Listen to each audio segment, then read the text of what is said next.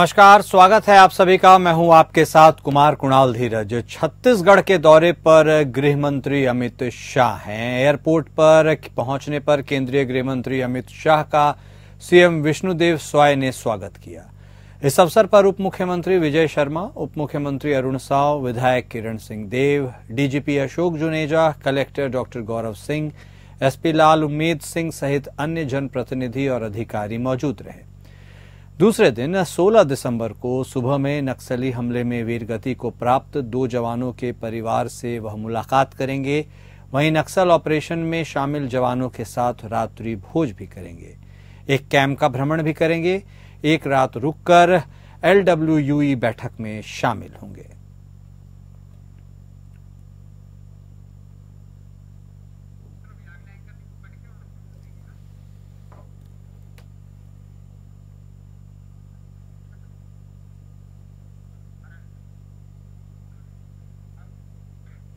गृहमंत्री अमित शाह छत्तीसगढ़ के दौरे पर हैं। वो इस समय जगदलपुर में बस्तर ओलंपिक के समापन समारोह में शिरकत कर रहे हैं। जन कल्याण की योजनाओं को जमीन पर उतारने का काम हमारा मुख्यमंत्री जी कर रहे हैं। नियत नीलानार योजना एक गांव को स्वर्ग बनाने की योजना है। आज बस्तर के अंदर स्कूल चालू हुए हैं, बिजली पहुंची है, हर जगह टेलीफोन की कनेक्टिविटी है, सेना भी रोड बना रही है, पीने का पानी हर गांव में पहुंच रहा है। हर आदिवासी भाई बहन को 5 किलो अनाज प्रति माह मिलता है। 5 लाख रुपए का इलाज Modi ji free of cost करा रहे हैं। हर घर में बिजली पहुंची है और हर बच्चे की नौकरी और व्यवसाय की चिंता हमारी सरकार कर रही है। भाइयों बहनों, मोदी सरकार ने ये 10 साल के अंदर नक्सलवाद के खिलाफ दोनों मोर्चे पे काम किया है। एक और तो नक्सलवादी जो सरेंडर नहीं हुए, हिंसा करते थे, उनके खिलाफ सुरक्षा घेरा कड़ा कर उनको घेरने का काम किया।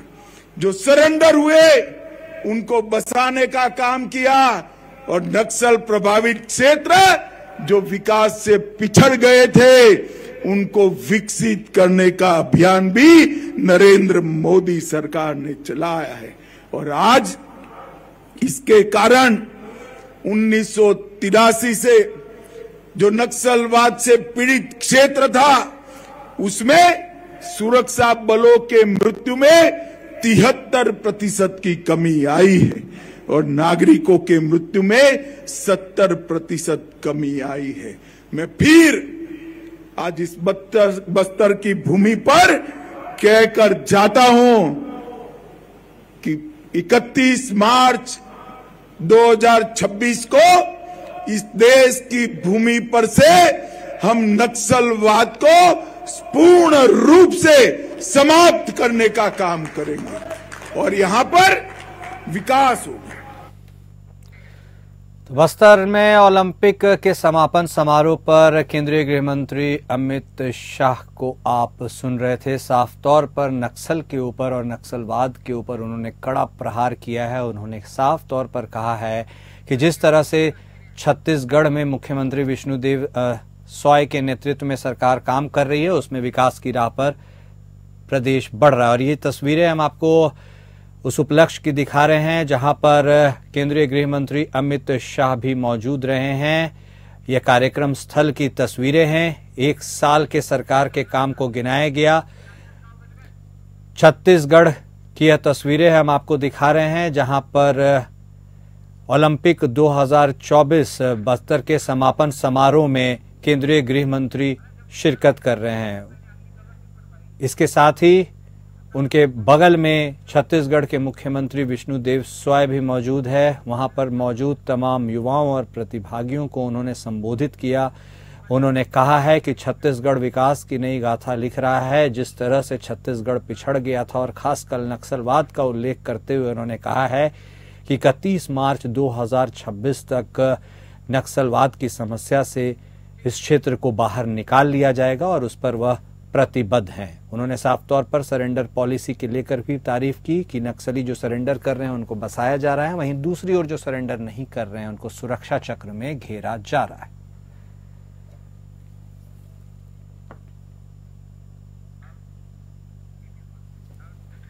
छत्तीसगढ़ में विष्णुदेव साय के सरकार के 1 साल पूर्ण होने पर राजनांदगांव के जिला पंचायत सभा कक्ष में पत्रकार वार्ता को लेकर बीजेपी सरकार की 1 साल की उपलब्धियों को गिनाया गया।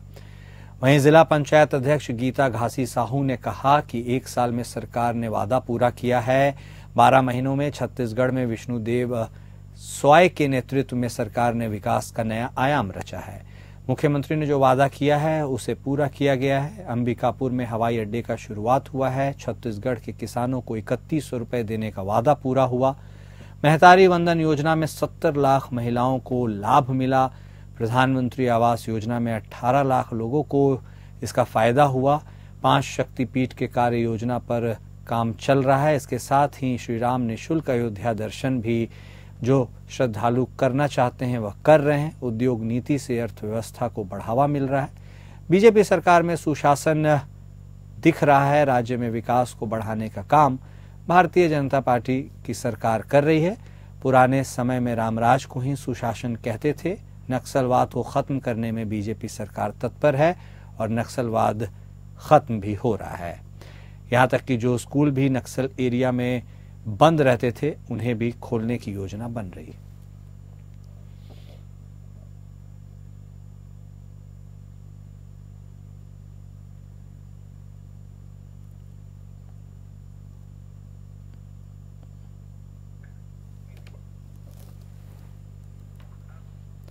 रायपुर में Bharatiya Janata party media cell द्वारा रायपुर के द्रोणाचार्य स्कूल के टर्फ में 2 दिवसीय क्रिकेट टूर्नामेंट का आयोजन किया गया, जिसमें 16 टीम आपस में भिड़ती नजर आई। इस आयोजन के शुभारंभ में मुख्यमंत्री सहित संगठन के पदाधिकारी और विधानसभा अध्यक्ष डॉक्टर रमन सिंह भी पहुंचे। उन्होंने टॉस कराकर इस प्रतियोगिता का शुभारंभ किया। मुख्यमंत्री ने कहा कि खेल को खेल भावना से खेलना चाहिए। जीत और हार सिक्के के 2 पहलू हैं। वहीं उन्होंने कहा कि छत्तीसगढ़ को नंबर 1 राज्य बनाने का लक्ष्य है। 1 वर्ष में हमने बेहतर कार्य किया है। आने वाले 4 वर्षों में हम सभी कार्य को संपूर्ण करेंगे। जो वादा हमने जनता से किया है और जो मोदी जी की गारंटी है वह पूरी होगी। छत्तीसगढ़ नंबर 1 राज्य बनेगा।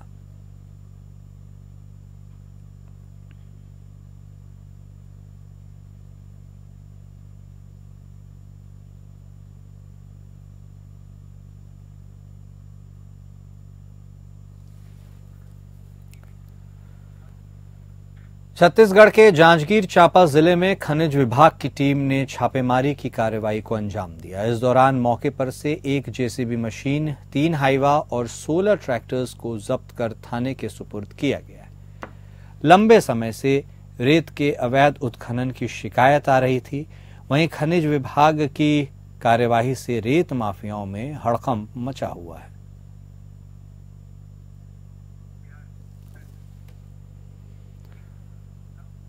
और अब बात बिहार की, जहां 1991 बैच के आईपीएस अधिकारी विनय कुमार ने डीजीपी का पदभार ग्रहण कर लिया है। निवर्तमान डीजीपी आलोक राज से उन्होंने पदभार लिया। पद संभालने के बाद विनय कुमार पुलिस मुख्यालय में उसके कॉन्फ्रेंस हॉल में मीडिया से रूबरू हुए। विनय कुमार ने कहा कि नए कानून में माफियाओं और अपराध से अवैध रूप से संपत्ति अर्जित करने वाले कुख्यातों की संपत्ति जब्त करने का प्रावधान है। राज्य के करीब 1400 थानेदारों को टास्क दिया गया है कि अगले महीने हर थानेदार कम से कम एक माफिया की लिस्ट बनाए और 10 दिनों के अंदर उनकी संपत्ति जब्त करे, चाहे वो माफिया बालू से जुड़ा हुआ हो, शराब से जुड़ा हुआ हो, परीक्षा से जुड़ा हुआ है या फिर अन्य तरह के संगीन अपराध से। इन अपराधियों के संपत्ति की तकनीकी रूप से जांच होगी। अगर उसमें संतोषजनक जवाब नहीं दिया तो फिर पुलिस संपत्ति को जब्त करेगी। डीजीपी ने कहा कि पुलिस को रोड पर दिखना होगा। थानेदार हों या उससे ऊपर के अफसर, सबों को अपने अपने इलाकों में गश्ती करनी होगी। जब पुलिस सड़क पर दिखेगी तो अपराधी हड़के रहेंगे। पटना समेत बिहार में सभी 2000 गाड़ी डायल 112 के हैं। उनसे पूछा गया कि बिहार में कन्विक्शन रेट यानी सजा दिलाने की दर कम है। इस पर उन्होंने कहा कि जांच को धारदार बनाने के लिए अभी 4 FSL काम कर रहे हैं। हर जिले में मोबाइल FSL भी है।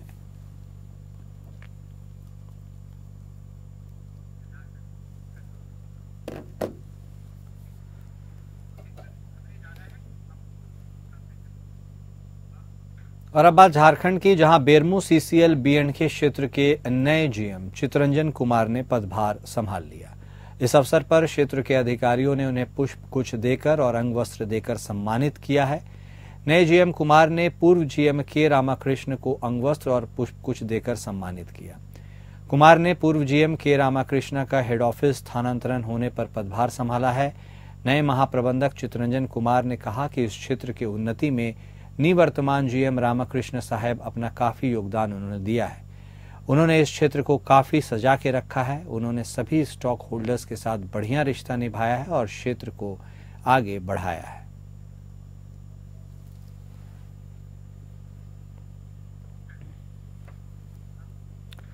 बिहार सरकार के पूर्व मंत्री सह बिहार झारखंड के कद्दावर कांग्रेसी नेता कृष्णानंद झा का निधन हो गया है। अपने नेता के निधन की खबर सुनते ही कांग्रेस पार्टी के साथ साथ राजनीतिक दलों के नेताओं में भी शोक की लहर हो गई है और शव का अंतिम दर्शन करने के लिए उनके आवास पर वे पहुंचे हैं। पूर्व मंत्री कृष्णानंद झा के निधन की खबर सुनते ही राज्य के मुख्यमंत्री हेमंत सोरेन ने भी सोशल मीडिया के माध्यम से शोक प्रकट किया।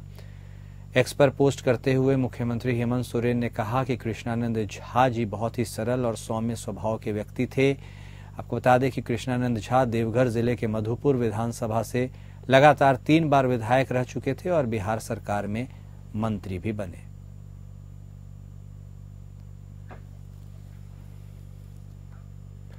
रांची के अपर बाजार स्थित मारवाड़ी कन्या पाठशाला की छात्रा के साथ हुई छेड़छाड़ के मामले ने तूल पकड़ लिया है। समाज सेवा से जुड़े लोगों के हस्तक्षेप के बाद पुलिस प्रशासन के बड़े अधिकारियों ने आज स्कूल पहुंचकर प्रिंसिपल से मामले के संबंध में विस्तृत जानकारी ली। आश्वासन दिया कि पुलिस प्रशासन दोषियों के खिलाफ कड़ी कार्रवाई करेगी, उन्हें जल्द गिरफ्तार किया जाएगा। अपर बाजार स्थित मारवाड़ी कन्या पाठशाला की छात्रा के साथ असामाजिक तत्वों के द्वारा छेड़छाड़ से संबंधित मामले का वीडियो वायरल होने के बाद सामाजिक सेवा से जुड़े लोगों ने सख्त नाराजगी जताई थी, इसका विरोध किया था। स्कूल पहुंचकर लाठी डंडे हाथ में लेकर यह संदेश देने की कोशिश की थी कि जो लोग मां बहनों के साथ दुर्व्यवहार करेंगे उनके साथ सख्ती से निपटा जाएगा।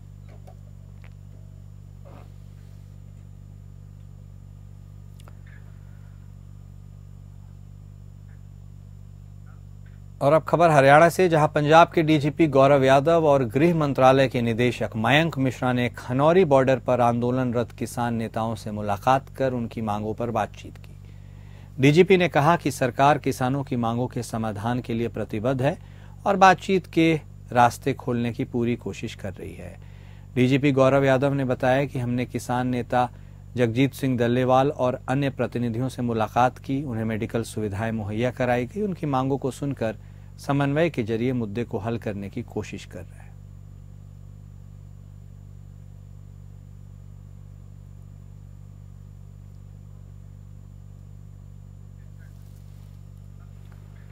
पलवल के गांव कलुआका निवासी योग टीचर अमित नरवार फ्रांस से अपने साथ एक विदेशी बहू लाया है। अमित और सिसिल मैरिली की पलवल के विष्णु गार्डन में हिंदू रीति रिवाज से शादी हुई।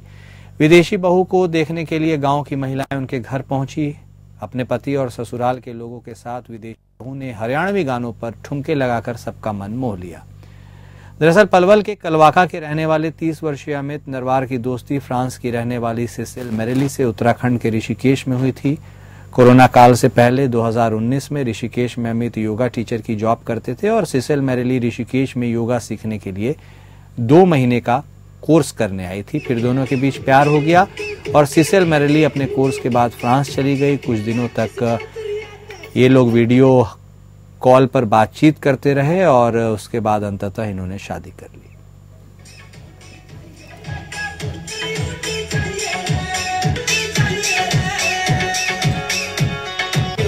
थोड़ा सा लगाए, थोड़ा सा।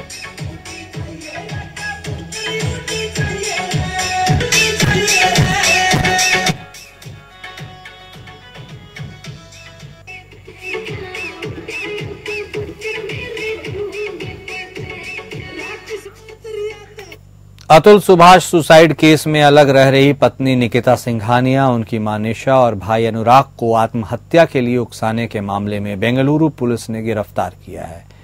पत्नी निकिता को गुरुग्राम से अरेस्ट किया गया, जबकि मां और भाई प्रयागराज से गिरफ्तार किए गए। अतुल ने कुछ दिनों पहले ही निकिता और उनके परिवार पर उत्पीड़न और जबरन वसूली का आरोप लगाया था, जिसके बाद उन्होंने आत्महत्या कर ली थी।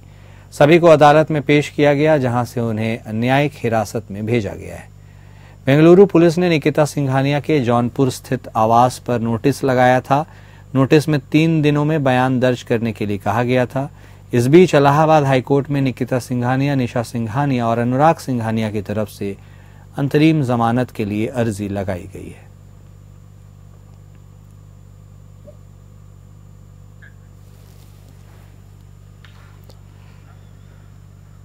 किसान नेता जगजीत सिंह के आमरण अनशन का आज 20वां दिन है।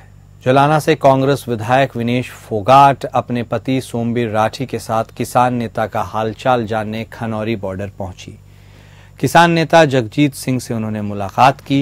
इस दौरान उन्होंने कहा कि इससे बड़ा दुख नहीं है कि जल्लेवाल जैसे संघर्षशील हमारे बड़े भी हैं और नेता भी हैं, उनकी जरूरत भी है। ऐसे हालत में सरकार ने उन्हें बिठा कर रखा है। किसानों की बात करने में और उसमें इम्प्लीमेंट करने में काफी फर्क है।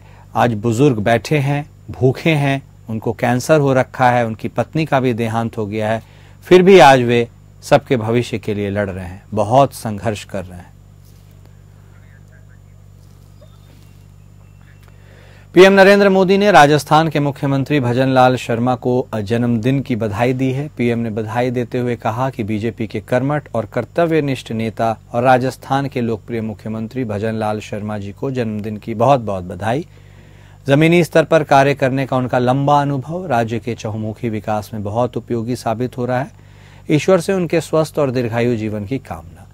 वहीं यूपी के मुख्यमंत्री योगी आदित्यनाथ ने राजस्थान के मुख्यमंत्री भजनलाल शर्मा को जन्मदिन पर हार्दिक शुभकामनाएं दी। उन्होंने कहा कि मैं ईश्वर से आपके बेहतर स्वास्थ्य और दीर्घायु होने की प्रार्थना करता हूं। पूर्व मुख्यमंत्री अशोक गहलोत ने भी राजस्थान के मुख्यमंत्री भजनलाल शर्मा को जन्मदिन की बधाई दी। नवी मुंबई के खारघर में इस्कॉन के माध्यम से एक भव्य श्री श्री राधा मदन मोहन मंदिर का निर्माण किया गया है। इस मंदिर का निर्माण कार्य पूरा हो चुका है और इसका उद्घाटन प्रधानमंत्री नरेंद्र मोदी के हाथों किया जाएगा। इस्कॉन मंदिर के उद्घाटन का आयोजन 9 जनवरी से 15 जनवरी के बीच होगा। इसके साथ ही वैदिक म्यूजियम का उद्घाटन भी प्रधानमंत्री मोदी द्वारा किया जाएगा। इस कार्यक्रम में पीएम मोदी के साथ महाराष्ट्र के राज्यपाल पी राधाकृष्णन, मुख्यमंत्री देवेंद्र फडणवीस, उप मुख्यमंत्री एकनाथ शिंदे और उप मुख्यमंत्री अजीत पवार भी उपस्थित रहेंगे।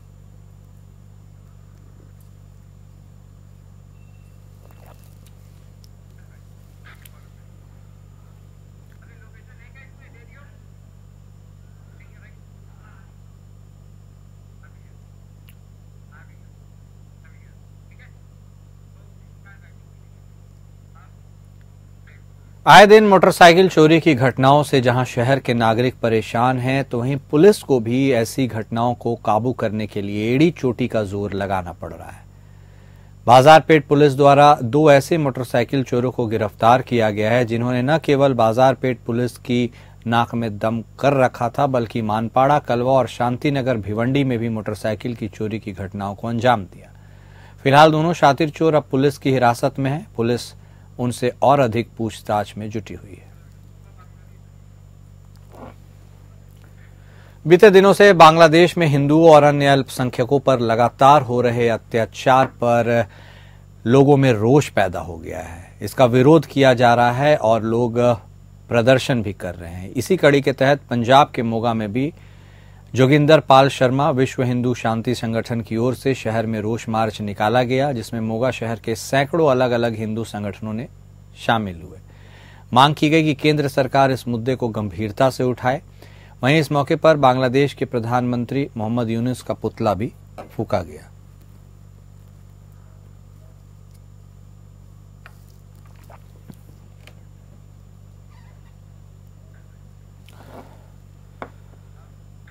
पौ महीने की सांग्रांद और शहीदी दिहाड़े शुरू होने पर मोगा में साहिबजादा जोरावर सिंह और फतेह सिंह सेवा सोसाइटी की ओर से 4 साहिबजादिया की याद में पंज प्यारों की अगुवाई में मोगा में पालकी साहिब को संगतों द्वारा अपने कंधों पर उठाकर नगर कीर्तन का आयोजन किया गया। इस मौके पर सैकड़ों की संख्या में श्रद्धालु शामिल हुए। वहीं महिलाओं द्वारा पालकी साहिब के लिए सड़कों को साफ किया गया और छोटे छोटे बच्चों द्वारा गटके के जौहर दिखाए गए। जिक्र योग है कि देश में 26 दिसंबर को बाल दिवस के रूप में मनाया जाता है और ये प्रोग्राम कई दिनों तक चलता है और चारों साहिबजादों की शहीदी को याद किया जाता है।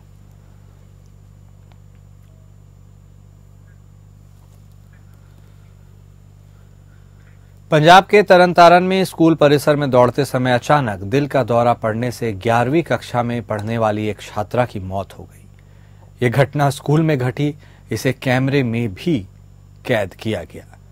तरनतारन जिले के गांव राहल चाहल की रहने वाली बाबा दीप सिंह पब्लिक स्कूल देहरा साहिब की 11वीं कक्षा की छात्रा हरलीन कौर को स्कूल खत्म होने के बाद शाम को स्कूल के मैदान में जब वह दौड़ रही थी, क्योंकि उसका वजन ज्यादा था, इसके चलते वह दौड़ रही थी, लेकिन हरलीन कौर अपने माता पिता के आग्रह पर वजन कम करने के उद्देश्य से दौड़ लगाने के लिए स्कूल आई थी। एक चक्कर पूरा ही कर पाई थी कि वो अचानक जमीन पर गिर पड़ी।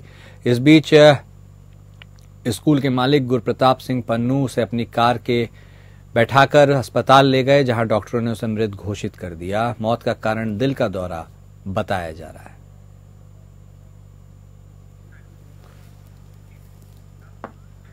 पूर्वांचल महोत्सव के तत्वाधान में कुशीनगर महोत्सव का आयोजन चल रहा है। इसमें राज्य स्तरीय महिला और पुरुष कुश्ती और वॉलीबॉल प्रतियोगिता के साथ साथ तैराकी प्रतियोगिता का भी समापन हुआ और 5वें दिन मंडल स्तरीय पुरुष और महिला मैराथन प्रतियोगिता का आयोजन किया गया। इस मैराथन में सैकड़ों धावकों ने हिस्सा लिया। सभी विजेता प्रतिभागियों को कुशीनगर महोत्सव समिति के अध्यक्ष और एपीएन न्यूज चैनल के मैनेजिंग एडिटर विनय राय ने मेडल और नकदी पुरस्कार देकर सम्मानित किया।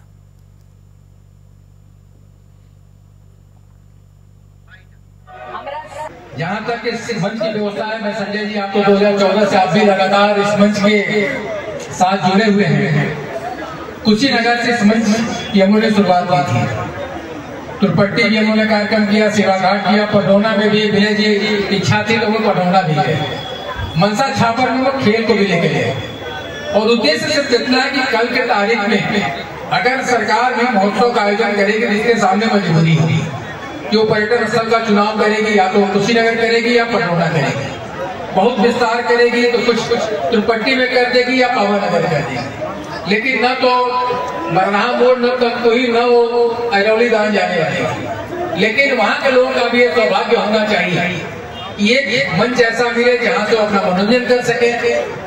इसीलिए उन्होंने सेवा घाट पे जो आरती की व्यवस्था शुरू की है कि बनारस को ब्राह्मण आते और आरती करते हैं। कुशीनगर महोत्सव के तत्वाधान में विभिन्न खेल प्रतियोगिताओं का आयोजन किया गया है। चाहे हम बात करें कुश्ती की, चाहे हम बात करें फुटबॉल की, वॉलीबॉल की, तमाम ऐसे खेल प्रतियोगिताएं हैं जो इस महोत्सव के अंतर्गत आयोजित किया गया है। इसी क्रम में आज मैराथन प्रतियोगिता का आयोजन किया गया है, जिसमें महिला और पुरुष सभी प्रतिभागी भाग ले रहे हैं। आपको बता दें कि कुशीनगर ग्रामांचल में आता है और यहाँ तमाम ऐसी प्रतिभाएं हैं जिनको मंच नहीं मिल पाता। कहीं न कहीं कुशीनगर महोत्सव के माध्यम से इन्हें एक अच्छा मंच मिलता है, जिसके चलते ये अपना प्रतिभा को दिखा पाते हैं। हमारे साथ कुछ महिलाएं मौजूद हैं, बात करें, कुछ लड़कियां हैं, प्रतिभा करें। कैसा लग रहा है ग्रामांचल में इस खेल को खेल कर?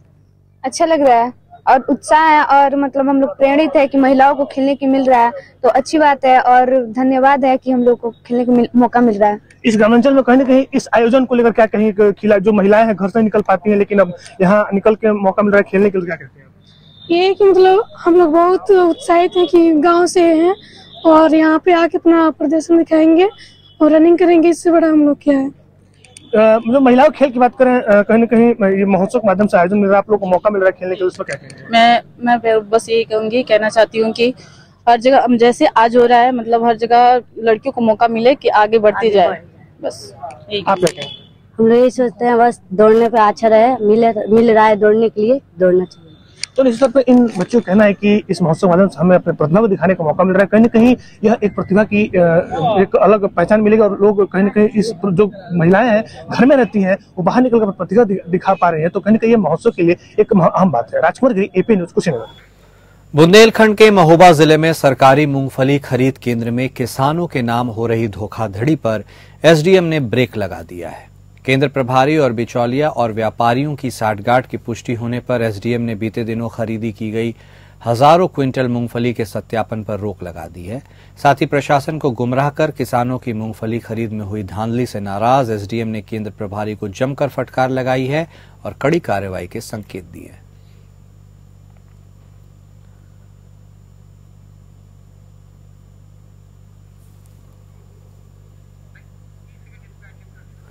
तो मूंगफली खरीद केंद्र में बरती गई लापरवाही को लेकर एसडीएम ने तीखे तेवर दिखाए हैं और केंद्र में बरती हुई अनियमितताओं की जब पोल खुली तो वह भड़क गए। साथ ही उन्होंने मूंगफली खरीद केंद्र में जिस भी प्रकार की धांधली हुई है उस पर रोक लगाई है, वहां के केंद्र अधीक्षक को जमकर फटकार लगाई है और इस पर कार्रवाई की भी बात कही है।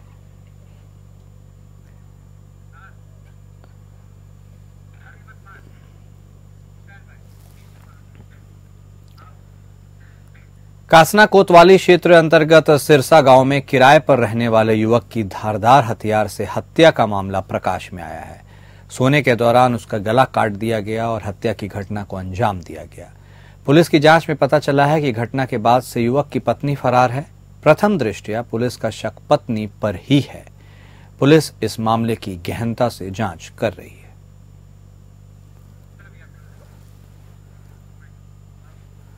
और अभी के लिए इस बुलेटिन में फिलहाल इतना ही।